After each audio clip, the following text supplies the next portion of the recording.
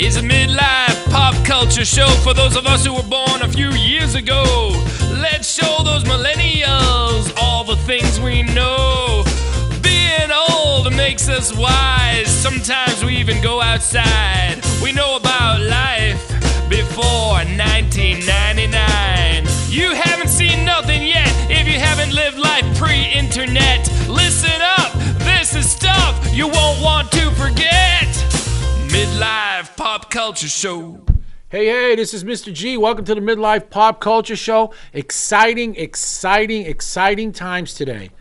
Not rarely, very rarely I should say, do I have a guest. I have two guests, unheard of in the Midlife Pop Culture Show. Let me introduce you to Dennis Wirth. Nice to be here. And Adam Griswold. Hello. What do you say they're doing here? Let me tell you what they're doing here. They are here to promote and talk about a fabulous movie that Dennis wrote, Adam directed and filmed. Just a fantastic movie. We're going to talk about it a little bit. The movie is called The World Needs a New Superhero. And to get the juices flowing, why don't we run the trailer, gentlemen? Whenever you're ready, Kyle. I love my son. I've been there for him since the day he was born. I just want what's in his best interest, sir. I've given physical custody to the mother. You get him 2 days a week, every other weekend. You need to pay child support, 1/3 of your total income before taxes, and you have to pay health insurance. What just happened here? Look, the system is tough against the father. That's just the way it is, and the sooner you get used to that, the better off you'll be. Ripping one parent out of a child's life based on the gender is in their best interest? How do they not see that's wrong? Oh, they see it just fine. I gotta work twice as many hours just to keep up with the child support payments. By the time I finally do get time to spend time with my kid, I'm so tired from working so much overtime I'm practically falling asleep while I'm spending time with him. By the time I make the child support payments, I barely get enough left to scrape by. My ex sees that it's hurting our kid. She won't give up the money or the control. Do that, she might have to get a job and work for a living. Can't have that. Change is what we need. Change. I agree, my friend. Just seems like we need more action and less talk, you know? You know what this world needs? A new superhero. That's it. Here comes a child support superhero. His bank account balance is at zero. Handing out condoms he can't afford to help us avoid a money void. It's the child support superhero. Do you see this? This just might work. Awareness is the key to solving any problem. I guess I'll be there. I'm his mother, and I'm pretty sure the courts are gonna see things my way. It's like when the government hates more than a deadbeat dad. I'm done taking shit from the system. All right. Superhero. Put 'em on now. I spent good money on my costume, and this is the baloney that you're wearing? Hey, I went to a store at $5. They wanted $500. What the hell do you want from me? A little more than this. Hey, I pay child support. I can't make miracles happen. It's the idea that counts, right? It's a child support superhero.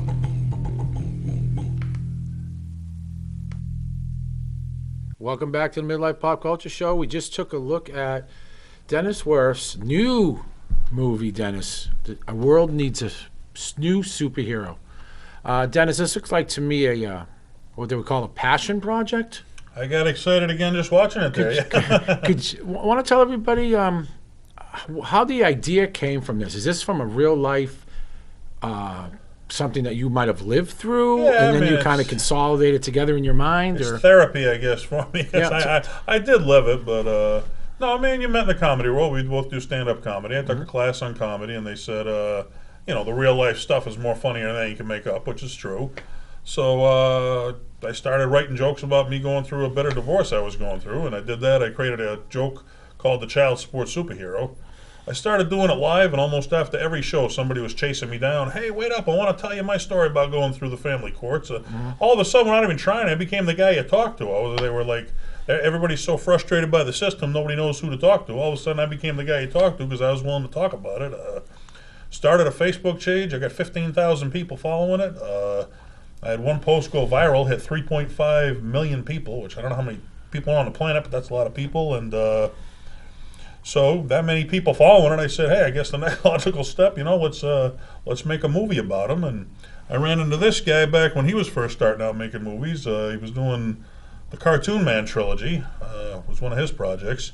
I found him on Craigslist, which was kind of funny because he said he was looking for someone and he had like a link to a makeshift website. And if it wasn't for that, I never would have contacted him. And I went there and it was crude, but I said, you know what, this showed he's serious. He has passion in what he's doing. And I think the one below him, it said, there was someone warning you if you meet somebody in their basement and they have bed sheets for a curtain, it's not a legitimate shooting opportunity. It's like, what did this poor woman run into? I was like, wow. But I contacted him. We met at a Starbucks. He told me what he was doing. It sounded good, and I jumped on the project. And So how long ago, how big of a space was there from your actual living this scenario that you kind of talk about, make fun about, and also kind of talk about a serious issue? In all seriousness, Dennis, as you know from what you're saying, and from a lot of us have lived through, divorce on the father's end it's kind of like a dirty little secret, if you would, of what happens in the courts. Tough battle nobody wants to talk about. I was willing to talk about it, but So did all these ideas for this movie come from your life experience? Oh yeah, everybody said, "How did you write this stuff?" I lived it. I didn't have to write much. Did you write it? Did you write it in sections? Did you write like? I mean, before you knew that you got in your mind that you were going to make a movie. Right. Did you have some stuff like the comics notebook or a file somewhere on your computer that you started? I had in my head rough ideas like hey, that'd be but funny in a movie. Nothing written down. Nothing written down, but I mean, I had enough in my head where it was just a matter of writing it. Then once you start writing it, then more starts flowing out. How long did it take you to write the script? I think I wrote a rough script, and my idea was I wrote it and I just forgot about it. I think I let it sit there for about 6 months. Then when I went back to read it, how long ago was that? Reading it for the first time. Was that like 2 years? That was a couple of years ago, yeah. Like 5 years ago? No, maybe 2. Oh, okay. 2-3 years ago. And how long was the actual filming process of the movie? I mean, from the day you said the day you said scene 1. Yeah, I called this guy up. I said, I got a good following for the character. Would you be interested? And he said he was interested, and I mean, that was the toughest part because me and this guy are very passionate about what we do. But I mean, we're doing this on weekends. People have full-time jobs. They're helping out. And that's one thing that I got to say to Adam and Dennis. People speak a lot of, oh, I'm gonna make a movie. Oh, I'm gonna write some songs. Oh, I'm gonna produce this, and I'm gonna do that. And as time goes on, I would say, I don't know, a large percentage of people don't follow through with their creativity. Not many doers. Yeah. So what made you say, all right, here I go. I'm doing this. I know you do stand up. I know you got a full-time job. I know you're. What was the spark that said? Honestly, it was the more people that tried to kick me down. I fueled me to want to do it more just to prove them wrong. Because comedy's a tough business. Everybody, So did this all stem? Like you said, does this stem from your stand-up? Yeah, it all stems from my stand-up. Yeah, like were you kind of working that out? Were you doing stand-up while you were going through your divorce? Yeah, I was doing. Yeah. That was kind of my therapy. Instead of letting it drive me crazy, you get to the point. This is so far past ridiculous. If you've been through the court system, I'm just going to laugh about it. You can walk into McDonald's with a shotgun, or you can laugh about it. I chose to laugh about it. I was fortunate enough to go to the premiere, and I think the reaction of a lot of people it was funny. Right. But there was more going on in that was the most movie than just, let's say, the slapstick or the on top humor. This guy's got a way. I mean, he can read on a script what I wrote, and it's like he puts it on film, and it's like that's exactly what I was. How does he get that in his head? But let's let's talk to Adam a little bit. Yeah. What gave we're talking about spark and creativity. Mm-hmm. What age or when did you know? Did you get like a camcorder when you were a kid, or did you a big box one, or how did you guys say? I really like editing. I love filming. How did that come about? It's like I can't remember a time in my life when I wasn't into it. I can remember being a kid like in school, and I'd have movies in my head. It's like my brother and I would play, but I'd like envision it all cinematically. Did you see anything ever like watching? Back then it was probably like PBS or some station said like, oh, this is how you do storyboards, or how did you know how to do it? I kind of I used to look at the stuff kind of live action and animation. I'd watch a lot of the Disney stuff, like how they do their animation movies and also live action movies, and when DVDs started becoming a thing when I was like in middle school, I'd watch a lot of the behind the scenes stuff. So. Right, and that kind of sparked you to go. I mean, it was class projects. I worked in Dennis. produced the Sam Kinison, a short documentary about Sam Kinison. That's the first time I met you. Before that, what was like the first project, short or long, that you did? You know, what was like your first toe into the water of your creativity?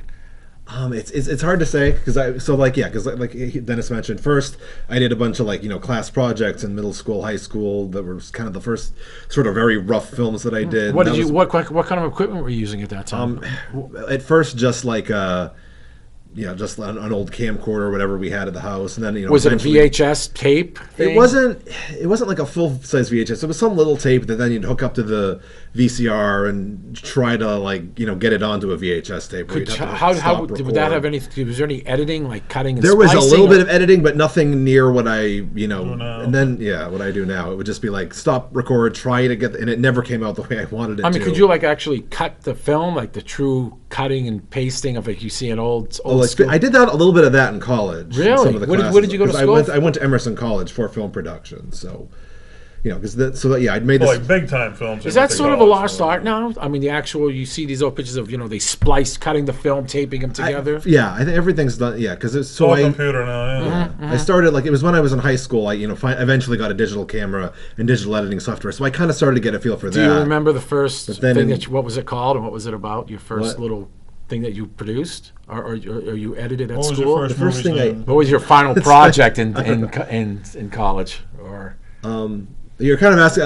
I'm sorry. You're asking so much. It's like I've done a lot of projects. Well, there was the first one I made, then there was the first one that was actually I don't know. So out of school, your first professional one you chose to independently do. So the first one, I guess, when Smoking Bottle Entertainment, which is my production company, the first film of that was the Dolchemok tapes, which I made in 2011, which was like a found footage horror movie. It's like I'd done a bunch of projects before them, and that was the first one where I went through the process of casting actors, finding locations, and it wasn't affiliated with any school or anything. So that was. So did you write that film? Yeah, I wrote the script. It's like a 20-minute movie with 4 actors where we're lost in the woods, and pretty simple, but it was just for the experience I got it done. And again, gentlemen, just super impressive that you guys. Well, we had a lot of talent. I mean, when you put that much talent together, something good's going to happen. I mean, you've been in comedy a while. I have. I mean, we had Bob Shee. He was in Celtic Pride with Larry Bird. We had before we get. Shannon we could probably do a half an hour just on this, but I think we have some pictures of the movie. Oh boy! Let's just kind of flash them up. Let's give our first. Let's each go around the room and give a quick sentence about your quick thoughts about each of these. Go, Adam. Well, this is at the premiere. Okay. A few weeks ago. Yeah.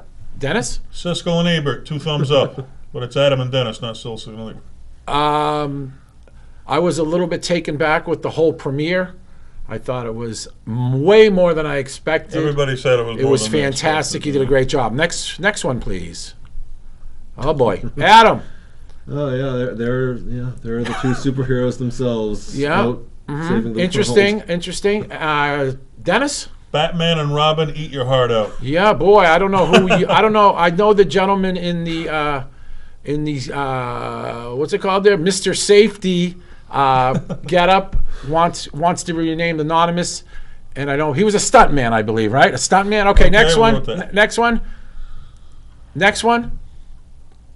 Well, let's stop on me and talk about me. me. I met these 2 gentlemen on the way out. Dennis, you know these guys?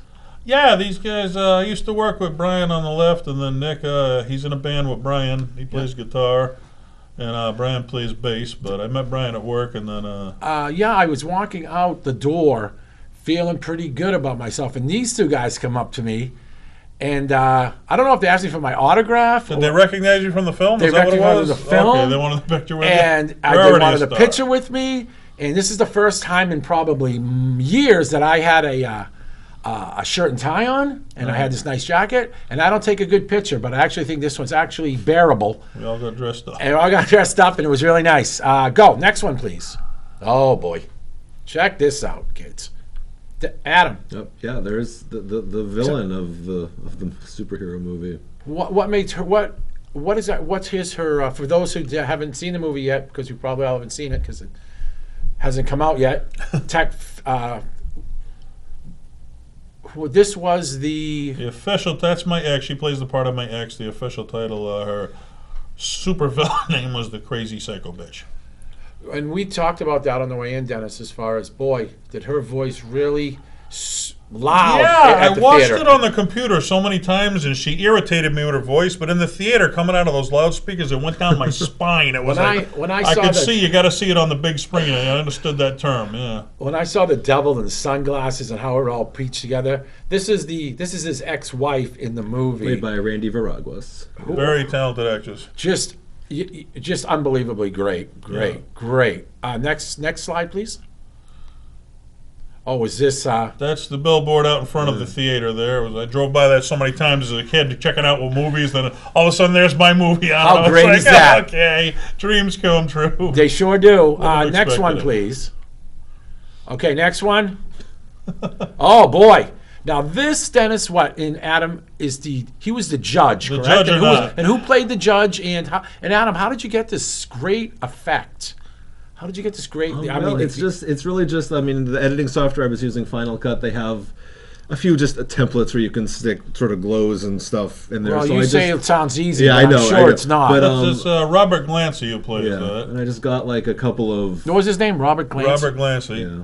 Well, like we said earlier, the technology, I mean, in the olden days, we would have had to wait till midnight to shoot this. Now you just go on the computer, you hit dark light. I mean, Yeah. I I did have to go frame by frame to always get the two red lights in his eyes. Yeah, So what a just go great through shot! and What a great make sure shot! that they moved. As Yeah, he really was a He was a good judge. good judge, a good judge, or a good judge together. I knew what roles to give everybody who fit what role. Next one, please. That's the official movie poster there. poster. Yeah, fabulous. You look fantastic. Was that now here? Who? That's Lisa Tringali, and I put that one in there because everybody in the movie. Well, she had a small part in the movie, okay, Yes. but people off screen don't get enough credit. She did so much help off screen, more than she did on screen. So that was why I put her in, because people I work think- behind the scenes. I should get didn't as much know. credit. I didn't They know don't. you had this picture in there, and boy, my memory is definitely not as good as it should be, and she helped out so much. Behind the scenes, she did so much with lines Yeah. and just setting up the scenes and I everything. definitely we'd like to throw out a big thank you to her. Yeah, That so was a big thank you to Lisa for her behind the scenes work. next one, please. Now this is us doing a film at a shot at where you work, right? And this That's, actress Michelle is Mortensen. Michelle Mortensen. She played a waitress, and she kind of gave. Where I was given the male point of view, I had her give the female point Which of I view. thought was great. There's two because sides to every story. I do know Yes, that, yes. The courts are bad for males, Right. and they are bad for Oh, females I had as a well. lot of females chasing me down after shows wanting Sure. to tell me their story, too. Yeah, Now, definitely. Michelle had a short, which I thought was unbelievably fantastic. What was it called? The Hold Up? Hold Up, yeah. Now, I thought that was... Which Adam shot and edited, too. So Well, I was totally he's the absorbed. mastermind behind all of it. That was just a fantastic... and to have a short at the beginning of a movie is really old school. Yeah. And I think it was amazing. And I really... Some people didn't know. I think they were like, was that it? Is that all? I was like, no, there's another movie coming. Next one, please. And here we are behind the scenes. And this was done... That's Adam directing, and that's Shannon Sylvia. She was in the original Ghost Hunters. So, like I said, we did have some star power in the movie, and Ghost we had some Hunters? people just starting out. Yeah, she was in the original Ghost Hunters on Sci-Fi. Oh, wow. How'd you get a hold of her? She lives locally. Actually, she's married to the director of my old TV show. Was Adam, how did you... Do you instinctively know what angle to go with? Or do you... I know the couple scenes that I shot with you, I noticed you take them at a lot of different angles to pick and choose. Yeah, I'll usually there'll be I'll usually know what angles. You need a few angles in order to edit a scene together so it's coherent. Edit like bare minimum. If it's two people talking, try to get at least maybe one on both of them, one on each person. Then I can put it together and find the best of each. But then sometimes I'll get a medium and a closer shot of somebody, an insert shot of like. In this, I think she's holding up this little bottle, so I got a specific shot of that. Yes, the bottle of that heals all. Was that Something what like was? that? Witch Doctor. How long, Adam, does it take you to edit a scene down? Let's say a 30-second scene. How 30 seconds? I don't really. I mean, guesstimation: an hour, 10 minutes, 2 hours. I mean, I'll spend It's time consuming. Yeah, huh? I'll spend several hours a day editing, and I think usually, like roughly, if we shoot one day, one day of shooting will usually take me about a week to edit if I'm not busy with anything else. If I'm able to, yeah. So you can tell, like when we show up to a scene, everybody else is chit chatting, and you can see this guy's mind at work. He's just looking at camera angles and everything. He ain't chit chatting. He's like going to work second he walks in. Really amazing. I was just curious of how, you know. You can almost smell his brain working right there through the picture. You can see I'm running full concentration there. Camera and sound myself while I do everything. It definitely shows. Definitely shows with the end product. Do we have another one, please? Okay, this actor. Christopher Walker. Describe who he played. Obviously, he plays Uncle Sam. He was government man. I played the guy who filed my taxes there, and actually, I met him at work too. He used to do those, like when you walk through the corn mazes, the people would jump out and scare you. He dressed up as the guy who'd jump out and scare at you. He really was into his role. And if we had any time extra, maybe we could talk about. We had a few interesting times at some few scenes. Yeah, but we'll talk about that maybe if we have any time at the end here. We'll see, right. But boy, let me tell you, he's a trooper. Passionate. Yeah. Yes, great job. Next one, please. Okay, there's me trying to remember my lines again, saying, "Where's Lisa? Help me! I'm never gonna get this." And we made it through. Next one. There he is. There's the king himself. There it is, right there. The mastermind at work. Look at that. Multitasking, to say the least, Adam. Yeah. Would have Boom, been Mike. probably ideal to have someone else to at least run the sound, or a couple days we did have some people who were able to help figure it out, though. I mean, so you really don't need anybody. Ideally, it'd be nice to. It works out better when I do have help. Right. If I don't have help, I can make do. I mean, I've done stuff where I'm doing that and then also acting somehow. Do you ever use like the screens that like flash, like lighting? You know, but it's like a screen. That kind of reflects light into you. It's like a Actually, I use that. Actually, I used that for a lot of the shots on Michelle's short film, The Hold Up, because we were like in this dark alley. And it was that Hold Up, man. So amazing. Next one, please. And here we are at doing the court scene, Dennis. Who's that gentleman with Michael Buster McMahon. He was. I think he was very believable as your lawyer. Yeah, he did they had a contest. I forget. I want to say the wrong network, but NBC or CBS or something. And he actually did a sitcom. He's big into sitcoms. He's like, his trivia is crazy, but he actually put together a sitcom in some warehouse where he entered into the contest. He didn't win, but the product he put out was very professional. Again, everybody says they want to. It's the passionate ones that do. Done, right. Next one, please. There's the king himself, looking good. There's the main character, the child support superhero. I don't know. That's it. Okay. We got 5 minutes to go. We could talk about so much when it comes to the next step, like we said, we had the premiere. I do want to let people know that eventually it's going to be on Amazon Prime. Mm-hmm. What's the time frame on that? Yeah, that's just good. Maybe, Like, maybe, I don't know. Is it difficult for an independent artist to get something on Amazon Prime? What do they look? What's their criteria? What did they say? It's not difficult, but it's not a user-friendly system. It's like, and it used to be. I think it's gotten more difficult now than it used to be. We hit the snag was by law, if you release a movie in the United States, you have to have subtitles for the hearing impaired. Yes, you talk. We don't have subtitles, so this guy's got a program, but I guess it's time consuming. So so they we're want working subtitles. on so we can't get it on. Do you just send that to Amazon Prime? Yeah, it's all files. It's all files you upload, but they got to be the movie, the the trailer, and who's the capture file. Who's the almighty judges that say we like this, we don't like this, or does everything get on? I know they used to take everything you'd submit. I don't know if they still do. Yeah. But it used to be as long as you did everything right and had the subtitles and everything technical was, they'd put it up. I don't know. Then sometimes they'd take them down. Yeah, didn't you have one they pulled off for a while and they put back up or something? I had one that just got taken down altogether, and then I never got one that got taken down, and I found a way to put it back up. Yeah, but again, and all of them were available. It seems like anything else with creativity. It just it's tough to be an artist. I had three that at one point they were you could just watch them if you were a Prime subscriber, but now it's like you have to pay to rent them. What about like Hulu, Netflix? Is it all the same thing? Is there other Yeah. There's other sites. I mean, there's another site that I, submitted them to that, will send them out to a bunch of different. I think Amazon's the most mainstream. Amazon, There's like some the ones substream, you've heard of. that's Amazon's the one you've heard only of, one that yeah. you could conceive of. They help out independent filmmakers. Now. Oh, really? Netflix, that's only the they used to major be ones. better, They don't yeah. like independent filmmakers. What about they like don't help Hulu out, and? I mean, those are mostly like professional stuff too. Well, yours professional stuff. Yeah, but I hear what you're saying. Yeah, but I think this, even one of the sites I've sent them to will, like, if they think it's the quality, they'll maybe send it to Hulu. But I mean, I don't think none of my films have ever.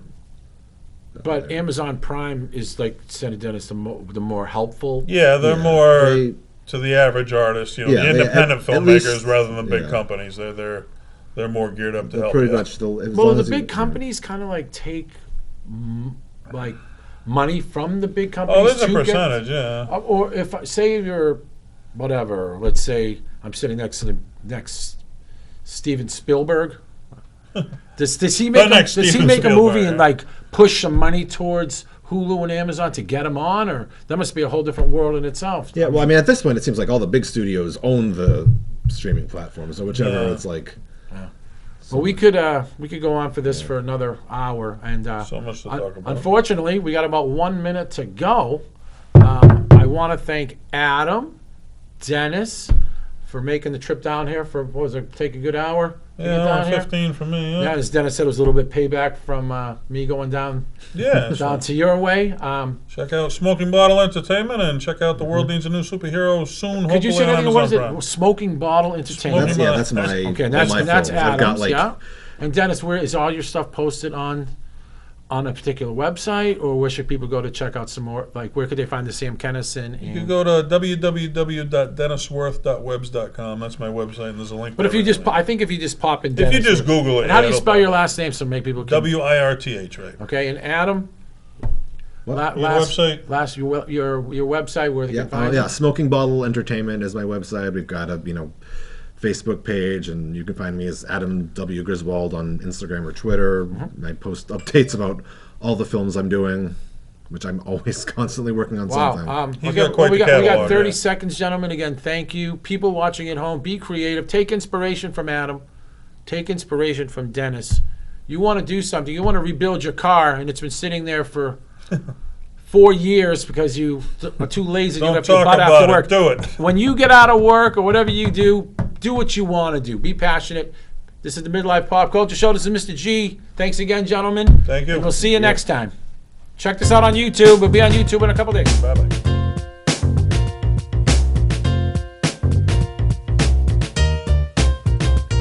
It's a Midlife Pop Culture Show for those of us who were born a few years ago. Let's show those millennials all the things we know.